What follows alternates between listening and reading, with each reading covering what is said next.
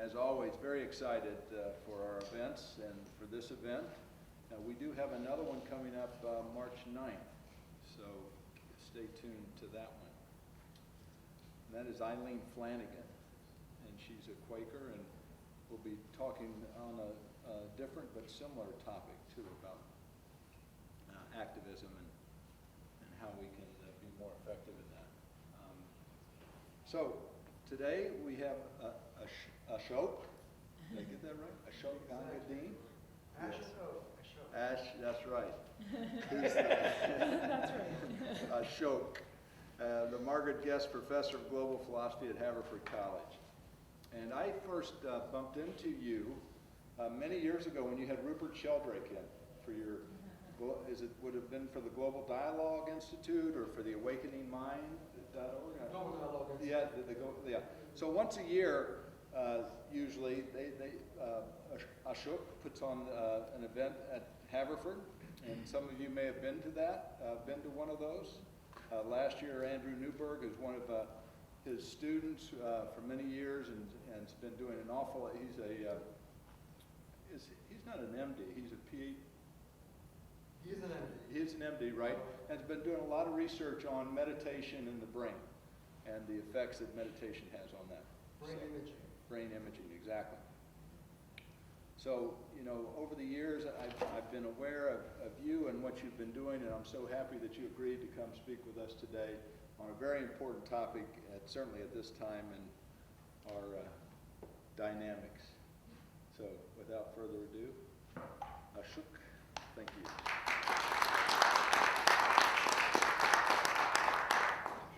I'm going to close this right. Can you hear me? Yes. Steve, thank you very much, and thank you for the invitation. You're welcome. This is a beautiful space. Yeah. And I'd love to just speak for a while. I hope you can see this on both sides. Maybe I should pull this out of the way. And did everyone get one of the handouts with the decorated right? That's a point of reference. You didn't get one? No. Sorry. Anybody else? Keep some extra there. Here's another one. Another one? Thank you. Pass that back. I'd like to give a sense of why I'm circulating this. Use some extras here. Because I've been teaching 49 years at Haverford College. Global wisdom, global philosophy, trained as a logician, and the science of thought in the European tradition before I had any acquaintance really in depth with Indian philosophy. I was born in Trinidad and grew up in Jamaica. Can you hear me? I don't think that's on. Well, that's funny. It was on before, but. The light is on. Good. Thank you for. Yeah. There you go. Yeah. Is that better? Yeah. Hi, I'm Ashok Gangadine. Keep it close. Keep it. What's your name again? Pleasure to be with you. This is a beautiful room. Starting. So what I'd like to do, as I said, I've been teaching in the area of global wisdom and philosophy for these almost 50 years. And it was only later in my career after coming to Haverford in 1968 as a logician and ontologist. And ontology is the science of reality. Ontos from the Greek is being, and ontos logos is the science of being, the grammar of reality. How do we cross worlds was a question I was asking early in my career. If you're in the American mind, whatever that's highly complex already, we're multicultural, can we enter the Hindu world? Can we enter the yoga space? Can we go into the Chinese mind? Can we go into the mind of the Lakota culture? African modes of thought, feminist mode. How do we cross worlds? Because worlds are worlds apart. What makes sense in one world often doesn't make sense in another. The whole conceptual structure, the language is different.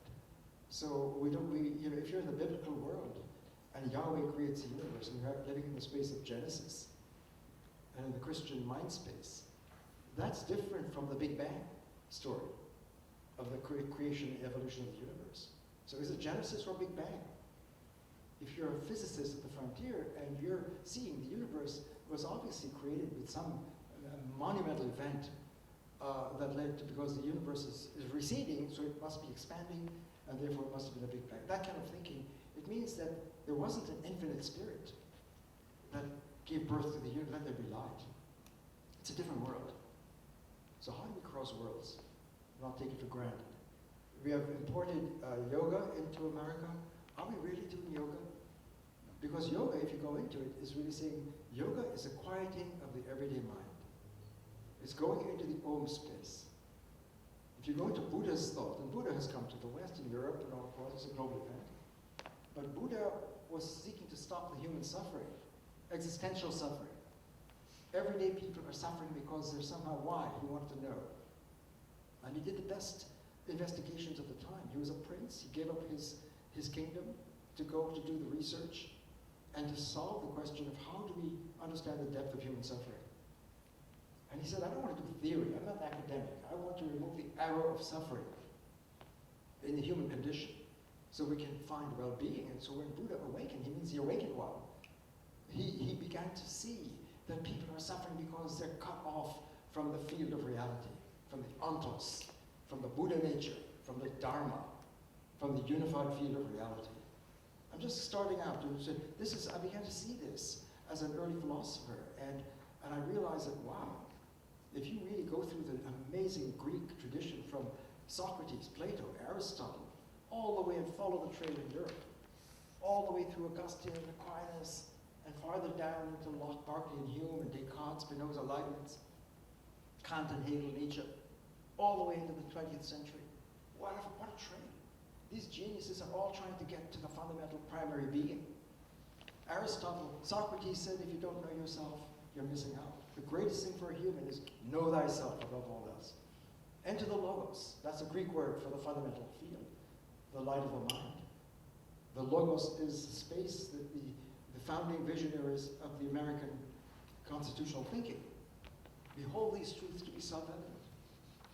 That all persons are created equal and endowed by the Creator with unalienable rights, life, liberty, well-being, happiness. And we institute governments to protect that. That's the opening lines. I mean, I read it 4 or 5 years ago for the first time, really, in the light of global wisdom. So global wisdom is something new. I'm been named the professor of global philosophy because philosophy you could study in the European setting, in the Anglo-American setting. You could go into Chinese mind, Hindu mind, African thought, so forth. But is there a global space where they all come together and connect? Are there global human rights? Do we have a language for global intelligence? So in philosophy and ontology, global means not just the globe, it means a space in which our diverse worldviews, narratives, and ideologies, and cultures, and religions all stand. And are they together or are they divided? And what I'd like to do in a very brief time, because I'd like this to be a town meeting, right? In terms of, I mean, we're not far from Philadelphia, but obviously something is going on in our American culture at this time. Students are deeply disturbed. Our culture seems to be polarized in a profound way. We are a multicultural society, allegedly. And when we read the opening lines of the Declaration, which when I read for the first time, sitting in Christ Church, where Washington sat on the very bench near the Constitution Hall, because I wanted to see how do you go from the Declaration of Independence to the pluribus unum of a united people across our worlds. Can we do that? Can we find the unum, the pluribus unum, without watering down our individual sanctity and sacredness individually? So diversity is very deep. Can we honor that and yet be one? We the people, holding the power, which is the essence of democracy. And so in meditating on that, I drafted in 2012 what I saw as following immediately from the opening reflections, axioms, and principles announced in that 1776. So on the flip side of that handout is a declaration I meditated and drafted in 2012 that was circulated around the planet in the big 2012 sense that there's a new birthing of humanity, the Mayan calendar, the birth 2012, and there was a streaming around the globe. And when they stopped in Philadelphia, they asked me, as one of them, what can we do in Philadelphia? I said, let's look at the founding of democracy. And let's reflect on that. And It's in that setting that I composed the Declaration of Interdependence. And what I began to see when I read those opening lines for the first time, really, because you think as a boy doing history, it's Declaration of Independence, 4th of July, the British, you're gone. Sending the British out. But when I read it, it had nothing to do with the British. The opening lines is tapping global wisdom. It's tapping the light of logos, the self-evidence that is the birth of the dignified, noble human having unalienable rights. Life, liberty, happiness. What is happiness is well-being. What is well-being? When your being is well, your being ontos. Because if you're broken, all great geniuses knew in deep ontology that if we're broken from our source, whatever name, Yahweh, Allah, O, Tao, Shunyata, Logos, all these great traditions are naming the fundamental reality. And it's infinite. And people haven't figured out, really, that if the infinite is on the ground floor and is reality, whether you call it Yahweh, or Allah, or Logos, or Tao, or O, the science of reality, which is ontology. First philosophy. Aristotle said there's a science of what is first. And everything else follows from that. Being is first. And if you got the DNA for being, then every sub-discipline, being a force of nature, physics, being number and mathematics, being a constitution, politics, everything follows from being. So if we can get first philosophy, and we must, we'll have the grammar of being itself. And that is metaphysics, ontology. But this is being echoed across the planet. Because the Chinese mind, the Tao, that is named in everyday language is not the Tao, the opening lines. So what I'm going to do with this, it looks like, I know you probably think I'm a professor, but this is not academic. I like this to be a meditation with you, to try and go into this deep space. The founding of our great thinkers, scriptures across the planet, to see they've got to be echoing each other. There is no way that the infinite can be broken. And if we saw that, it would be a game changer in our cultural practices. And think about it. I mean, ontologists and theologians know this. Infinite is infinitely one. Infinitely one. That's the unum. That's deeper than everyday one. Infinite one. Right? Why is it infinitely one? Because you can't have two. Baby science. If you had two infinites, then each would limit the other, and there goes the infinite. There's no infinite. You can't have an other to the infinite. That's why, hear, O Israel, the Lord thy God is one. It's an axiom. It's one. The infinite is one. Om is one. Infinite. Allah, which is the Arabic version of the Yahweh name, because Muhammad is right in the tradition of Abraham. Judaism, Christianity, Islam are children of Abraham, sharing the same lineage. So Allah, what is Islam? Surrender to Allah. What is the call of Yahweh to Israel? Love me with all you've got. And Abraham has to take that on for humanity. You're going to let go of your Isaac.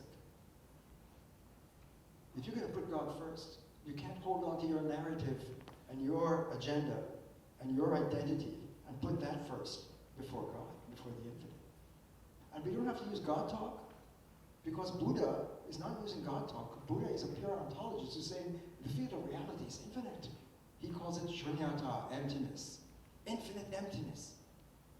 And the science, as seen by Buddha when he had enlightenment, is that everything is co-implicated and co-related and co-flowing.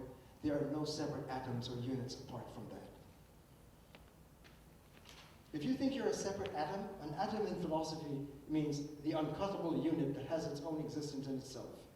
An atom is a unit that alleges to be self-existent on its own. And the ego-based human usually think, I'm me, I got my space, I'm on Facebook. Me. But Buddha saw that that's a grotesque distortion of the fundamental principle. Nothing can stand outside of the infinite force. Because if you try to push the infinite and say, oh, God is transcendent and far away, and the earth and the created world is here, that's a big boo-boo ontology. It's bad science. There cannot be something outside of the infinite. You can't push the infinite away.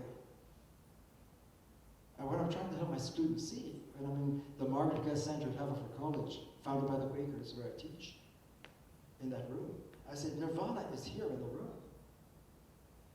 When you hear the kingdom of God is at hand, it's not far away.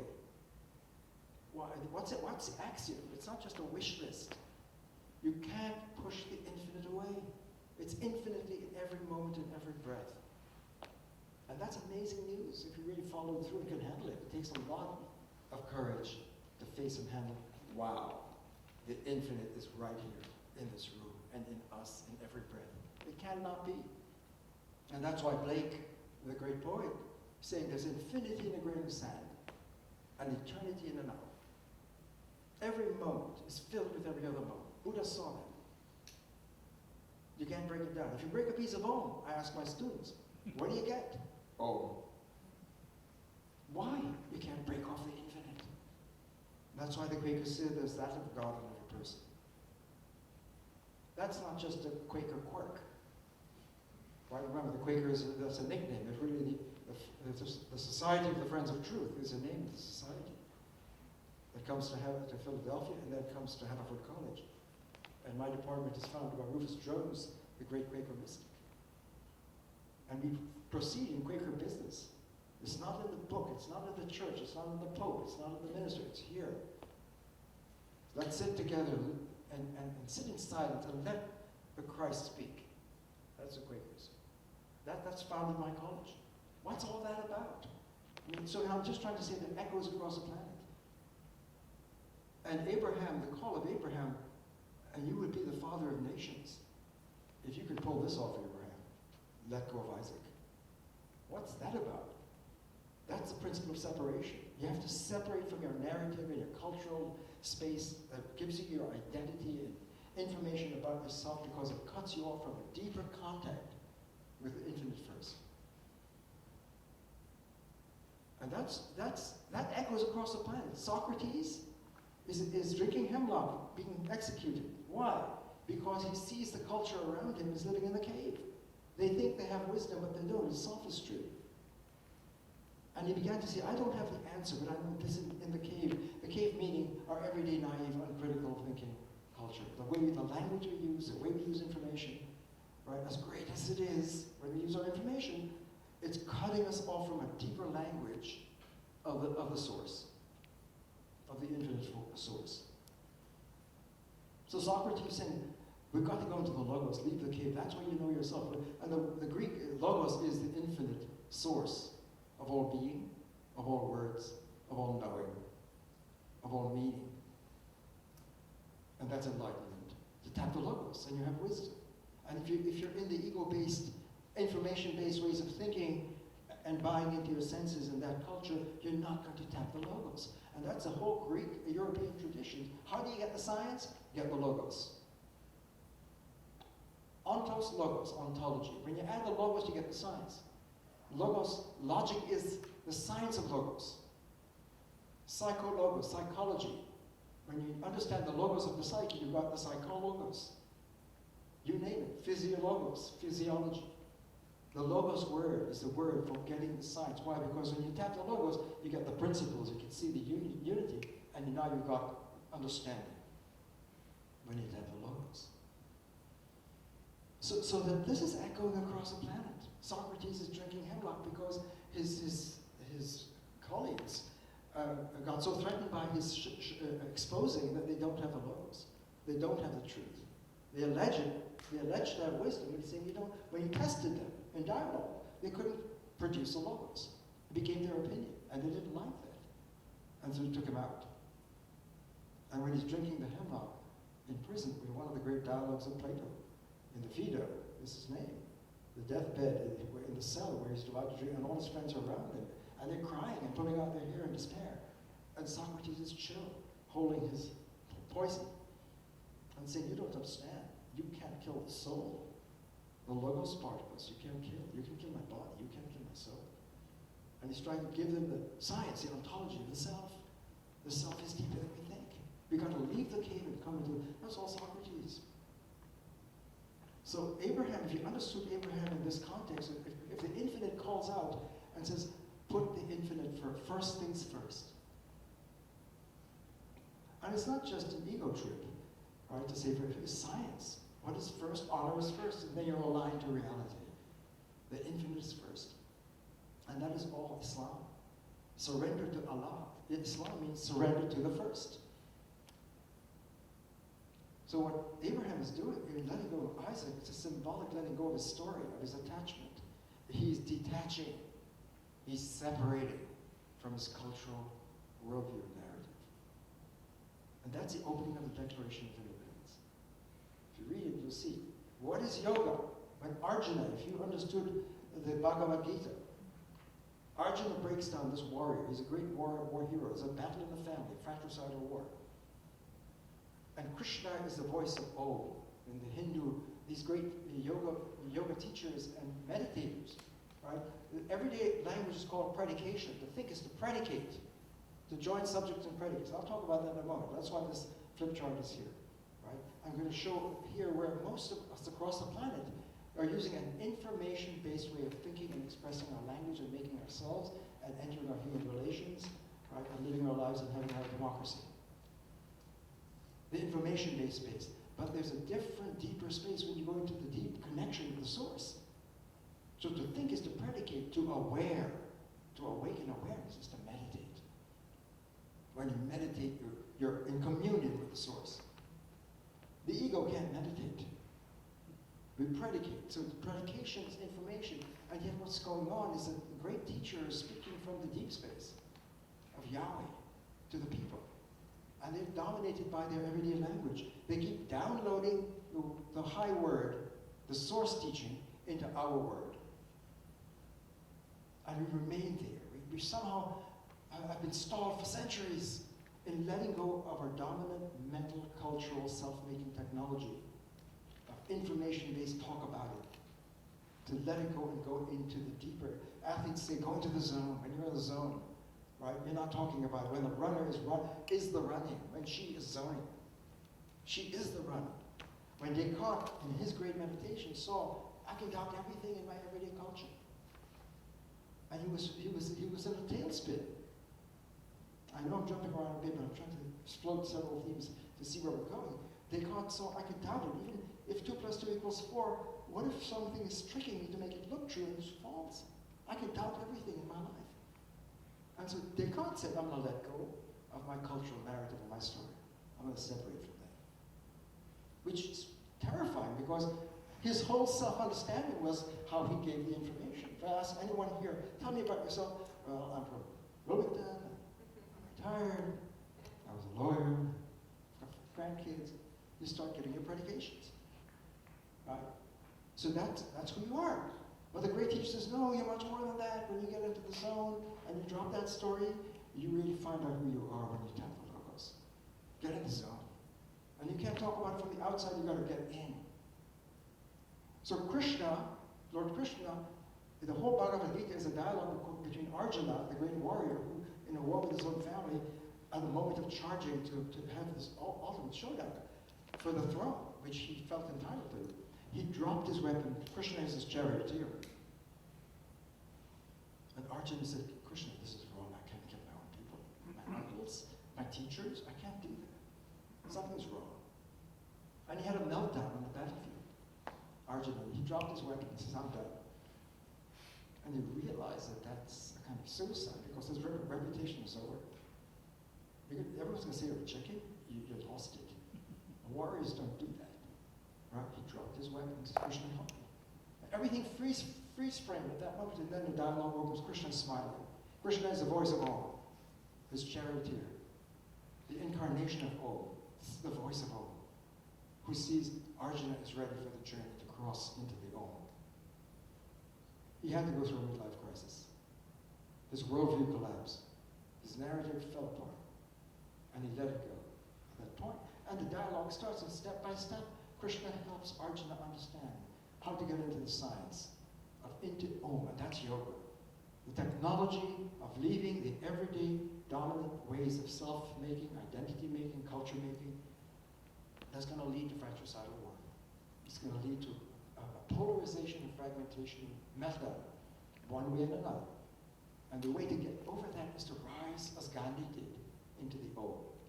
When Gandhi is called Mahatma, Atma, that's he's touching the Atma, the high self, not the ego self, the Jiva, but the Atma. And when you become Maha-Atma, great Atma, a real self, then you have the truth force. And he brought the truth force into politics. Right? To say India will be free. Declaration of Independence. The British, you have to leave India. Right? Just as George Washington and others said to the British monarchy, you have to leave the colonies, you have to leave this space. And even so, India got ripped apart. As you know, you've seen the Gandhi movie. You know, when Gandhi is on his deathbed because the Muslims and the Hindus were killing each other. And he said, you've got to stop. And he was fasting almost to death. And the poignant scene in the movie when one of the fathers, a Hindu father, entered his room and he was almost fasting to death and said, Gandhiji, please eat. Don't die. We need you. There's no hope for me, but we need you. And Gandhi just said, there is hope for you.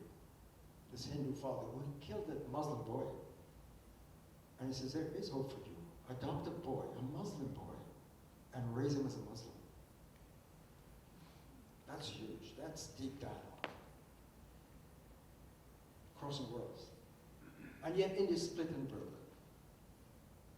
And Martin Luther King picks it up from Gandhi and brings it into the civil rights movement, to that methodology of the truth force in the world. Bring the truth in. And he has a dream. I may not get there. He goes to the mountain. I said, I've seen the other side, America. There's America here. And it's polarized. I'm trying to put this in a global context. And then it's stunning. You say, wow, where are we now as a people? Are we together? Are we one nation under Logos, indivisible, with liberty and justice for all? Or are we a collection of bundles of colonized subcultures and now polarized in a deep way we don't know how to solve it? When Donald Trump says we've got to overcome our divisions and come together when you accepted the presidency, we've got to heal this nation and come together. I just wanted to say, how do you do it? How do you solve the split in the Middle East between Palestine and Israel? Everywhere you look on the planet, you see these deep rifts going on in the life of the people. What's causing it? But our great teachers, our great wisdom teachers understood it. That as long as we're dominated by the technology of this space, of information, objectification, we're living in an I-it world, I-it. The other is an object, an it. And I am an object.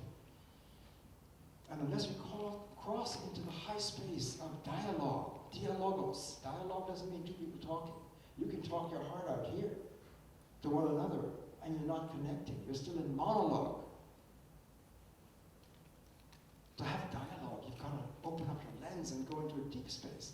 To stand with the other in an I-thou, the I-thou space, the moral space, the awakened space, the Buddha space, the Christ space, the yoga space, the Socrates space. They're all saying, rise into the Logos, rise into the Om, into the Buddha space. What did Buddha see? Buddha saw that the infinite field, because it's infinite, is infinitely interlaced in every moment. And if you can have that, you can't use this mind to get there. I hope you can see me. You can't use this mind because this mind is a separate entity that talks about everything from the ego perspective. It's egocentric. And it's dominated by a law that shapes all of the culture and reality. A is A. The law of identity. A is A. Who's going to argue with that?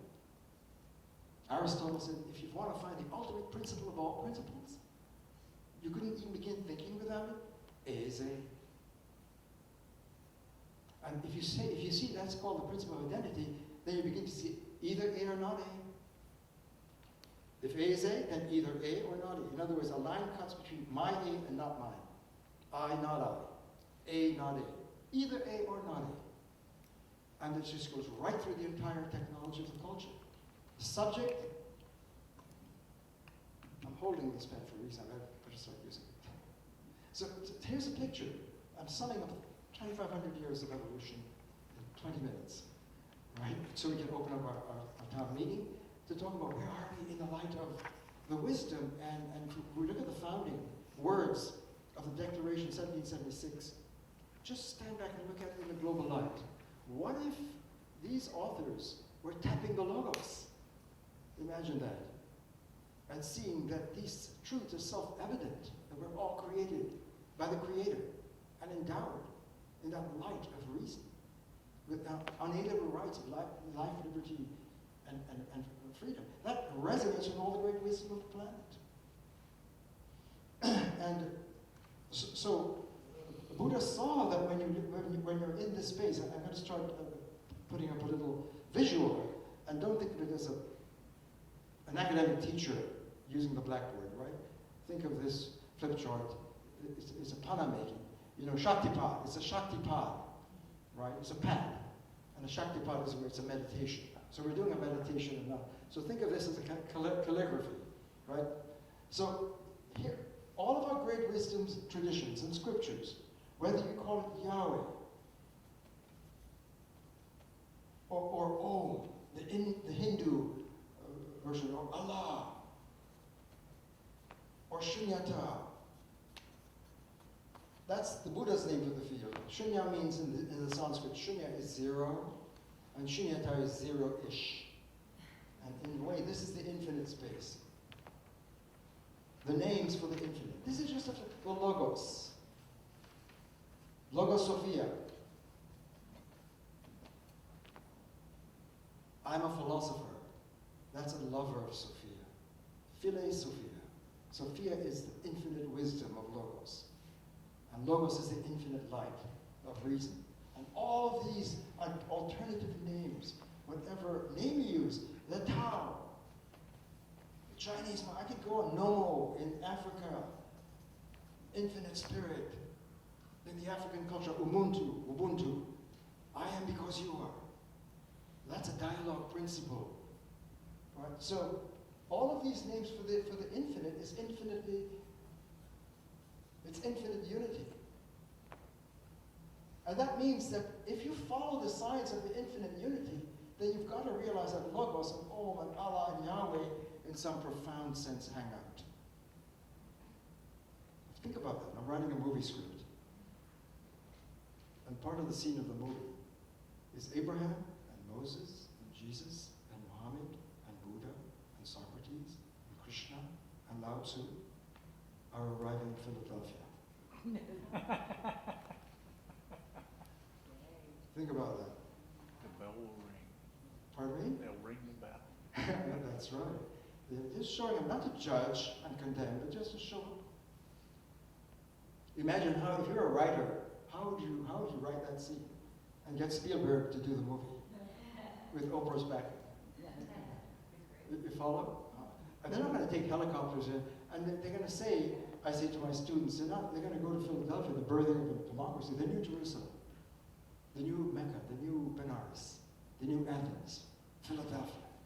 It could be Wilmington. Let's make it Wilmington. And then they're going to come out and say, let's go out to the countryside. Oh, Haverford College. It's a beautiful campus. Let's go there. The students love that. There's a big hall, 3 times this length, called our Great Hall. And they're going to go into the Great Hall, the Founders Hall at Haverford College. Right? And of course, the word gets out. There was a leak. And everyone wants to be there. Right? And they have to cordon off the college to keep the people away. But imagine, project yourself into that. How Abraham, any one of those would be a great movie by itself. Jesus alone, how many movies, right? If Jesus appeared. Krishna, Buddha, Lao Tzu, Muhammad. Wow. But you've got to imagine they're not going to really be angry and fall into ideological battle. They're going to be bros and sis. When I'm writing the movie script, I'm thinking, you don't have them in their costumes. You know, here's Jesus, oh, that's obviously Jesus. Oh, that must be Abraham. No. As you go into Great Hall, and the camera comes in, people are sitting around having some beer, and cigars, and smoke going on. And you zero in, and it's a black woman, and you realize, And then there's another person over here, that's Muhammad. In other words, it's not the icons that we know, but it's really situated now for the 21st century, showing up for us, these great teachers. You might cut out the cigars. Then, okay, yeah, that's not a good idea. I'm just trying to make it, just unconventional, not just I understand. something like that. Help me with it, please. In other words, I wanted, as the camera opened up, it's not that, you can identify immediately who they are, but they are in deep dialogue. And so what I'm trying to just sum up here in this picture is that when you realize, and it took me years as a philosopher, because the first thing I learned as a logician, and I'm going to put a line here, you'll ask me why, but we'll see. This is a huge line, because this is where there's a separation between this sacred space of the infinite connectivity, and all of the teachers are saying, you've got to go at that from here. And what is this? Well, it's a place in which we have our thought space, and here the picture of the human is, I am here, and this is the place where we join pieces of information, plus or minus, to make, this is predication. Aristotle, to think is to predicate. You may have even heard that word. It means you form sentences. Snow is white, Socrates is a man, Haverford is a college, America is a democracy. Right? You're joining, I am a male, I am, you're joining attributes to the subject and creating, and you create ourselves here, and we have our information, and I am the conscious subject over here, my language is over here, and it pictures the world out there. If I say snow is white, and I have that thought in my consciousness, and it's true, then snow, fact, snow is white, and that's the picture we live in. That's the information space. And we process ourselves here. If you ask, who are you? Give me your ID. Well, that's all the attributes that belong to you that you've been getting all your life. As you develop and unfold in your psychological development, you have your ID. In Indian philosophy, it's called your karma. Karma is the bundle of information that you've constructed yourself as a subject of predication. And this is where beings and entities are here. This is getting messy. But what does it mean to be a being? It's a being is a subject of predication. And you would think it's great to be a being. I'm a human being. But the great teachers know, if you make yourself an object here, you're cutting yourself off from the connection of the flow. But if you, and I began to see that when you go through these great scriptures and wisdom teaching, they're not giving you information. They say this is disinformation. Information is disinformation. Because by its nature, it's using a technology. I should use a different color. Because this is one of the main things I want to show. Most people don't realize that when you're in this space, or in this space here, you're using a mind-operating technology that cuts you off from the source to make objects and information. Think of this as a motherboard. Just like, what is the mind-operating process we're using? To construct ourselves and make our story and give our world. And think of all of the different narratives that are going on here. Biblical, God is the creator of the universe, Genesis. No, it's Big Bang. No, it's all. And all of the competition for different worldviews. How many worldviews, how many different stories can we construct? So all our different cultural narratives are coming out of this manufactured in this space, using this motherboard. Information, talk about it. The subject and the object is here. And think of this, because everything turns on this. Because could it be that these geniuses saying, don't get stuck here? As we evolve into this stage of thinking, if you get stuck here as the ultimate, you get cut off. And in the biblical tradition, this is called sin. What is sin? Severance from the source. In the East, it's called samsara. What is that? Cut off from Om. Cut off from the source, in an interminable repeating cycle that keeps coming back on itself, samsara, or sin. And I'm using it not to bring up a bad subject, right, because we don't want to talk about it, but the point is sin is deeper than we thought, and it's worse than we thought. It's not just me bad, I did something bad. Adam and Eve disobeyed the law and fell, which is a fall. Right? You could have it in different stages. You could be, we're rising, and we're on our way, and give us a chance to get into. You can look at it in different ways. But the bottom line is, east and west, sin or samsara is an ontological condition of being severed from the source. Buddha is saying we've got to overcome the samsara. How do you do that? You don't just go walking in there, you got to let go of this. You got to separate. This is the point I'm leading up to. The echoes across Abraham, you got to separate from your Isaac if you want to be with God. Moses goes to the burning bush. Whom shall I say sent me? I am that I am. I'm with you. Take the word. Take the laws. Right? Don't write it in stone. It's in the heart. Jesus says, it's not written on stone. You've got to live it. I am the way. I am the truth. I am the life. No one cometh unto the source other than by this passage. Krishna is saying, oh, Arjuna, you've got to let go of your samsaric narrative and technology if you're going to cross into the Om space. Socrates, you've got to let go of the cave narrative in order to go into the Logos. Lao Tzu, the Tao that is named here is not the Tao. To Tao it, you got to go deep. How? Why? You got to realize that it's not just in the box. You don't change your story in the box. This is a major point. Because most of us are focused on the screen of a consciousness where we make our cultures and we have all the marketplace of our different cultures. And we can't talk to one another because they're different narratives. If you have a Ptolemaic mind, you have a Ptolemaic world. If you have a Copernicus mind, you have a Copernicus. You have an Einstein, you get an Einstein. You got the biblical, you have the Big Bang. When you change the lens of your mind, you have a different story. And what is truth? Truth is a story and a narrative that captures reality and wins. But how many truths do we have? Multicultural. They're different worldviews. Where is the unity? You can't find it here. So all of our great teachers are urging us in scriptures. I mean, Jesus is saying, you're going to die to be born. The rite of passage from being implanted within this motherboard, which turns out to be a smotherboard. The motherboard that's so deeply implanted, we pass it on to our kids generation after generations, talk about it, give the information, name it. You can't put the name of God here. If you download the name of God here, that you don't write the name of Yahweh. Why? Because if you put it in this language form, you blow it. You make the infinite into the finite. You objectify it. Even if it's a being, you objectify it. If you objectify it, the subject has an object. Imagine putting your lover here. Valentine's is coming. You know, and if you get a good card and you're saying, and think of this, some advice, if one thing you take away from this little conversation, right? If you encounter your lover, when you cross into the I, the other, here, into the infinite space, the I and the thou. And this is the I and this is an it. Everything is itified, an object. That's what objectification is not a good deal. Because you make yourself an object too. You process yourself there. So even the subject is an object. And we objectify each other. And the great moral teacher said, never treat a person as an object. Never treat a person as an object.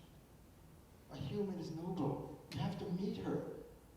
In the open space, the sacred space, the I thou. Buber, I it, I thou. Buddha, I it. Compassion.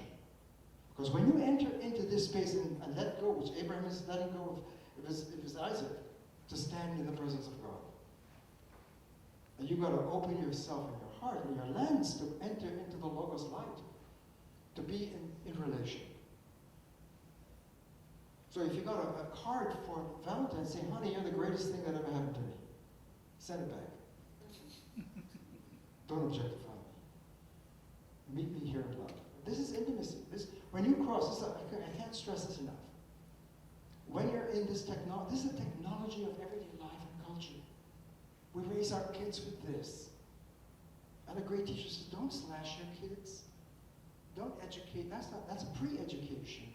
To educate them is to understand the depth of dialogue. Enter into the Logos, the dialogue. Stand open to the other. So here's the Van Gogh painting. I can go look at the Van Gogh here. But if I dare step into open and just have a moment with whatever the other is, let the Van Gogh speak to you. Let the sunset, let nature, let your child show up. This is a space of deep dialogue. And that's ethics. Because if the moral law is treat everyone as an end in herself and not as an object, that's the moral law, Kant. Jesus, when I was in prison, he visited me. When I was hungry, he fed me. What's that? The idol. Buddha, Gandhi, Krishna. When you're in the Om, everything is interconnected. Why? Because unum pluribus. Now, this is not understood. This is coined on the American penny. E pluribus unum. Out of the many one. Not one here, but deep one. Why is unum pluribus? People don't know that. Because infinite unity, because it's infinite, has infinite multiplicity within it, held together.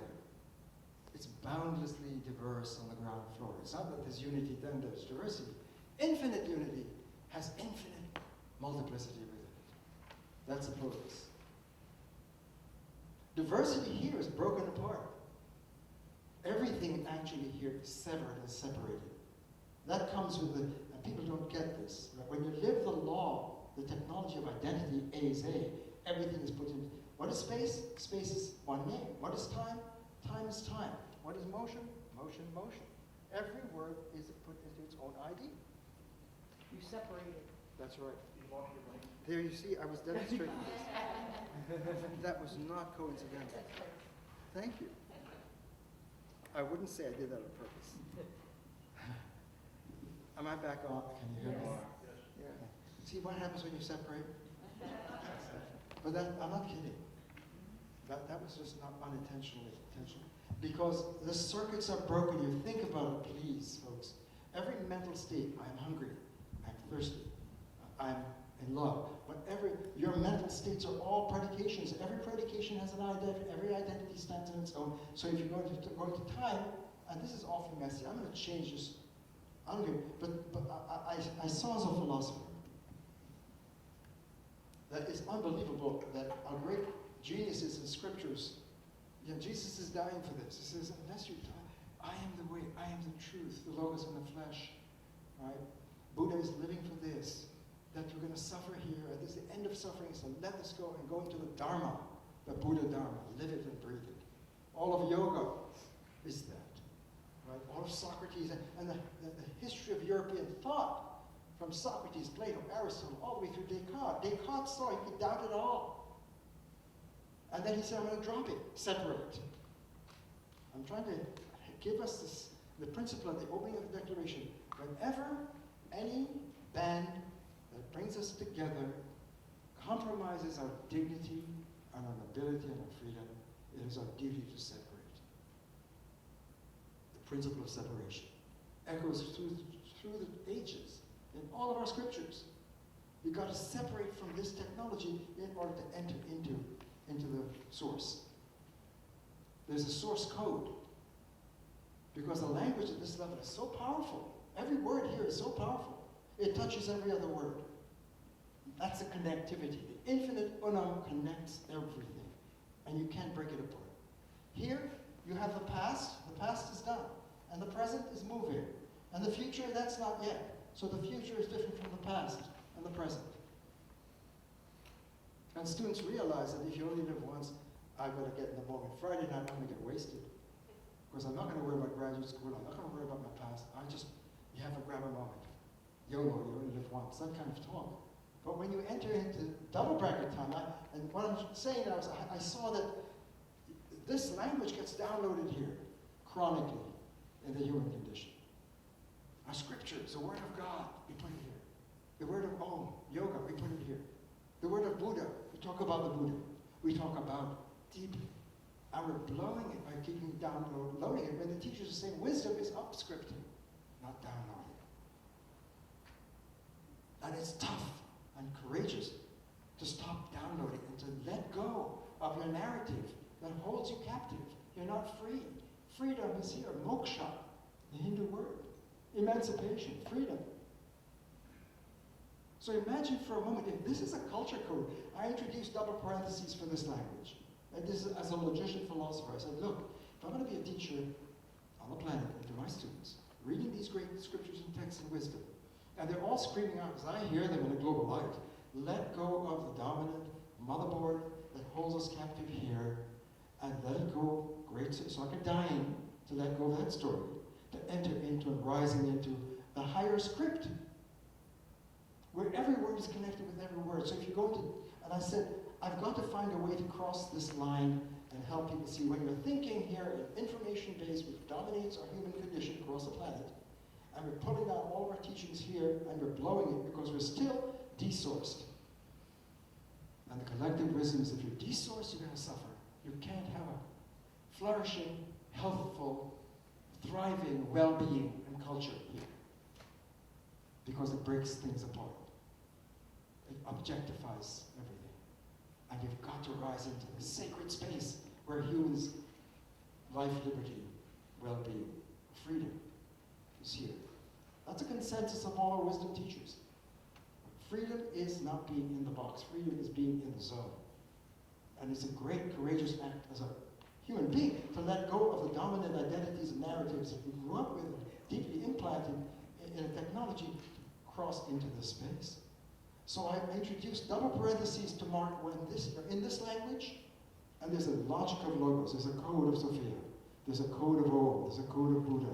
They're all tapping a deep code, one code of the infinite connectivity. And if we're here, we're disconnected and suffering and can't thrive, no well-being, no freedom. And when we cross here, we enter ethics, we discover our interconnectivity with one another. We become integral beings, whole beings. And this is where you will have a thriving culture. And yet, after all of these 2,500 years, what has happened on the planet? Have we really done that together, individually or collectively? Or are we still dominated by the information, talk about it with each other, and not realize, wow, we're normalized to a deep form of violence and suffering, because to slash one another and objectify each other, the teachers knew, is a form of violence. If I'm slashing my child and she walks in, I not realize she's a sacred being, show up for her. Teach her the high language. But what is that language? Every word is interconnected. What does that mean? Take double bracket time, not single bracket. So I said about 20 years ago, if there's anything I'm going to do before I leave this life, I want to help the planet understand our wisdom, depth of teaching, that there's a motherboard that we're dominating our cultures, a mind operating process, information-based thinking and technology and self-making, culture making. And the teachers saw it's a problem. And there's a way to let go of an addiction to that and cross into a deeper script and logic and reason where we're experiencing the zone of interconnectivity and compassion and well-being. So I use double parentheses to mark the infinite interconnection and single bracket to mark the technology of separation. And now you realize every word we use in our vocabulary, single bracket time, separated from past, present, and future. You go into zone time, past, present, and future connect in one point. The whole, every point, when you cross into any point here, if you could say I am here, then you're holding a point of deep interconnectivity with the field. When Descartes did that, he was stunned. In his meditations, not just predications, he was a great genius, René Descartes, founder of analytic geometry. He knew the logic, but he saw he could doubt everything here because of the separation of the thinker from the object of thought. And that there could be an intervention of a demon to deceive you, to make it look true. Why? Because the experience is to interpret. To experience is to interpret. We're interpreters. It took centuries for that theme to become clear. The hermeneutical theme, biblical interpretation, is it's not just interpreting the Bible for the true meaning, but we interpret everything in reality. Whatever the data, we have to make sense of it. And if we interpret it, we could be wrong. But when you go into this space, you're encountering it. So when Descartes stepped out and said, I am, he was stunned, he was scared. He says, what am I don't know. But I am. That I am is certain. He defeated the demon. And his whole meditations, I'd invite you to read it. The first meditation is scary, when he called everything into doubt. And when he says, in the second meditation, I am. What am I don't know, but I am. He couldn't get the information. And then he discovered, wow, I am my thing. He began to see the link. Because I am is my being. My being is my I aming. His very thinking is his being. So thinking and being and time were all together already. He began to discover the continuum. This is a huge point. If if you cross into the unknown space where everything is interconnected, it is a deep flow continuum. It cannot be broken. At every point, it becomes fractal. Every point, when I say you can't break a piece of whole, you can't break a piece of this infinite. Any point you occupy is going to be connected with every other point. That's the sacred geometry of every point. That's why you say there's that of God in every person. Because the true self is situated in the interconnected field with the divine. It isn't infinite. It's finite, but every grain of sand is tapping that. So when you put time here and you learn the vocabulary, how do we take our single bracket words and raise them and elevate them into their double bracket source meaning? And this language, it doesn't refer in picture, because at this point, all of those come to one point. The thinking is your being is called holistic or non-dual language. It's not representing. This language pictures and represents. This language performs and presents. So when you're thinking I am, you're amming. When God says I am that I am, God is amming. And what is the texture of the universe? Infinite amming. Because it's infinite. So it's not dead matter. It's not dead energy. It's living, infinite awareing. So when we start to aware, and I aming, as Descartes tapped, and all of Krishna is saying to Arjuna, you got to be a yogi. You got to own it. Do your own work. Right? Welcome home. Right? Because now that's the Gandhi. Right? And that's Buddha. And that's Jesus. I am the way. Am it. Moses. Whatever it is, you see, go to the burning bush. So, this is an awful mess. But I'm suggesting, let's start over. And I'll bring it back. I would just like to start over. Okay. And this is the picture I would suggest we think about. It took me years to see you never can be outside of the double bracket space. Whatever name you use. We are always already. And wherever you put your name, whenever you write your name, this is running out of, I should change my color font. When you say I, when you write your, whatever story you've got, write it this way, because the double bracket self is always standing and holding the single bracket you. The journey of enlightenment is to step back and separate from this artificial narrative that you take to be ultimate. But when you go into the deep space, you're not going to another place. Enlightenment is crossing from the everyday consciousness into the awakened, connected space, to I am it. That's not far away. It's closer to you than you are. Your high self, your double bracket self is holding you. In other words, all of our cultural stories and narratives and ideologies couldn't exist without the source. That's why everything is surrounded by the double brackets. Every story. Why? Because the infinite unknown is the source of all possible words and narratives and worldviews and ideologies. Nothing, if you could step outside of that space, I got my space, that would be more powerful than the infinite, the other from the outside. Every word is situated in the infinite word. That's what infinite means. It sources all narratives, all worldviews. So whatever stories are going on. So think of America, a single bracket. These are drying. What percentage of the time are you in the infinite? It means you. Pardon me? What percentage of the time are you personally in the infinite? As often as you are. All the time. I hope more. No, all the teachers understand. The Buddha would say there's a Buddha in everyone. It's not an elitist thing. A human being belongs here. We have a right. The opening of the Declaration, if you hear it in this slide, it is self-evident that we have unalienable rights of life, liberty, right? It's a democratization of awakened reason. Enlightenment is not for an elite few. It is a democratization for all people. Now, I've lost track of time. Which level of time? Pardon me? Which level did you reach? That's right, because, thank you, and I hear what you're saying. So, the answer to your question is that your high self is always with you. 100% of the time. It's never absent. But are you in touch with it is the other question.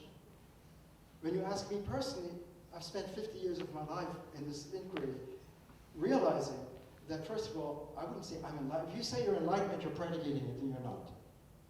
But what is being awakened? Being in the ever-deepening connectivity that can never end. K through 90. It's a learning universe. I say to my students, you want liberal arts? It's not just in the box. Get your information and get it right. But realize, know thyself.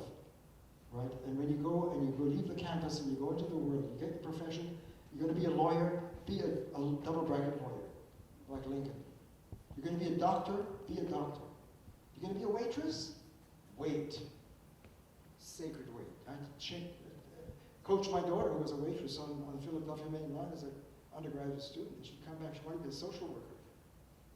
And she said to me, Dad, I can't do this. I can't stand being there. They objectify me, they give me catcalls, people are ignorant, I can't stand it. I said, go back and learn to waitress.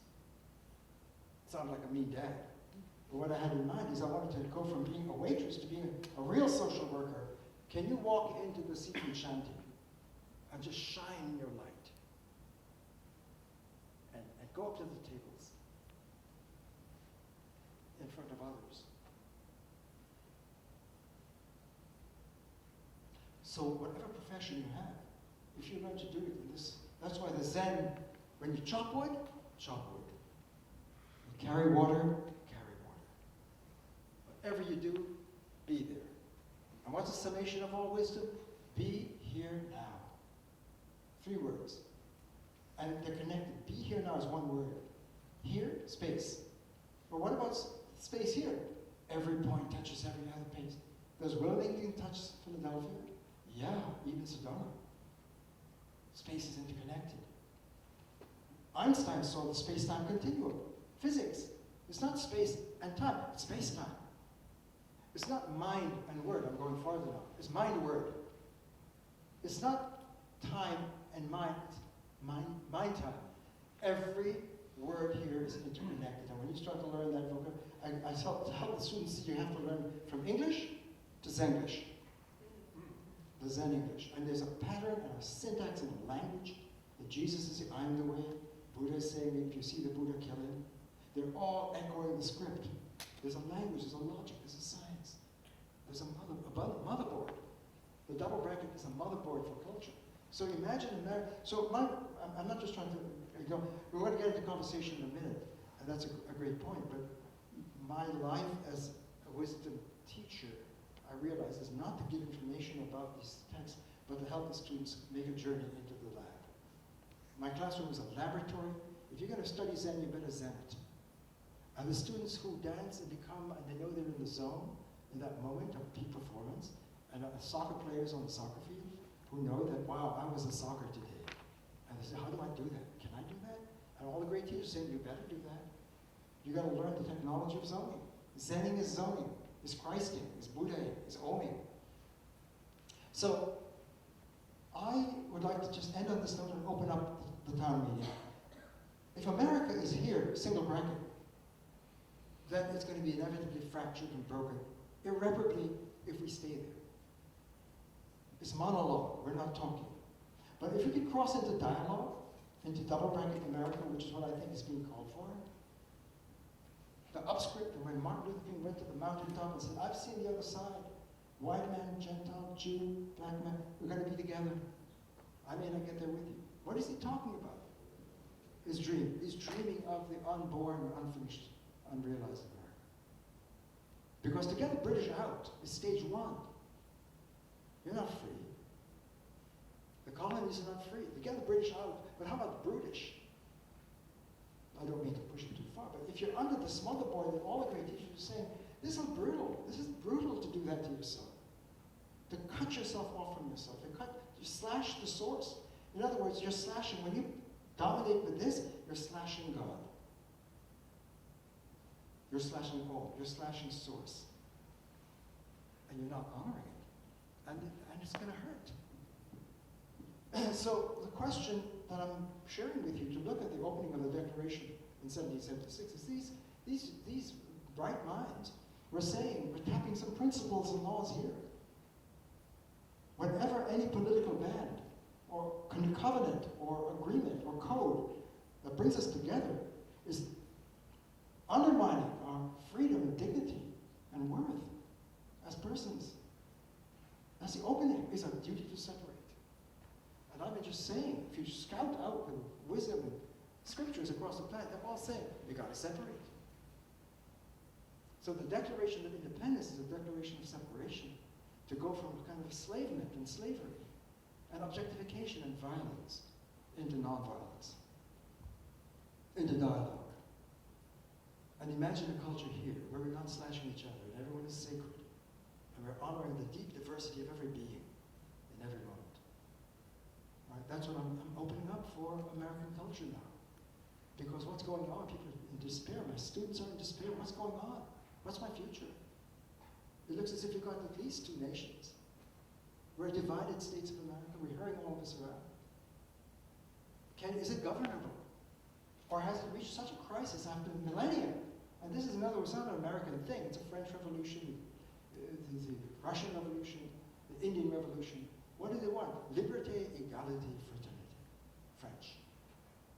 It's a human thing. And so the American version of it is, we've got to see that we're under a smotherboard, a regime that's holding us captive. I'm sure women can vote, and yes, the slaves were free, and yes, we end segregation and apartheid. And yes, even gays are human, right? And we're doing that, and the force is pushing us. The double-bracket force, the infinite force, is operative every moment, pushing us. I call it living under the influence. We're always under the influence of the infinite force, moving us. That's what led to the Declaration in the first place. I call it LUI, living under the influence. You can get a DUI, but how about an LUI? Right, so the point is that the force is calling us. So when you say the force is with you, it means you're in the zone. And can you sustain it and have a way? Yes, it's a culture, there's a technology. Learn the language. Learn the language. I mean, we're kind of deprived of that literacy. We've got to learn it. And that's my work as a coach, teacher to my students in liberal arts education. It's not just information here, but it's learning the script of wisdom and the importance of upscripting as a noble human being in ethics and the honor code of honoring one another in the I-thou space and not the I-it space. So I'd like to pause and take a break, and you've been very patient. And I hope that stirred some questions and conversation. And I'd like to read this together and just have your advice. I want to listen and learn from you. Right? Not you, Jim. Trust me. He's got a reputation. That's why we're So thank you so much for your patience and for listening. I'll pause and we'll then, I'd like you to take over and teach me a thing or two, okay? I'm here to learn.